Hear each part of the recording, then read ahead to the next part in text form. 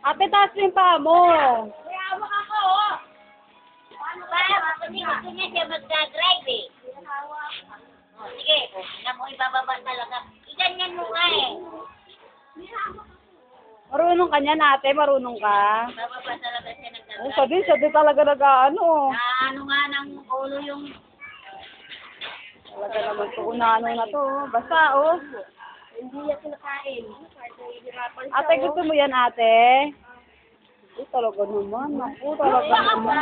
Parang ano. Ayaw nga niya. Gusto niya sa mismong mag-ano. Parang kotse. Oo, Yung kay Kring nga, 500 yun eh.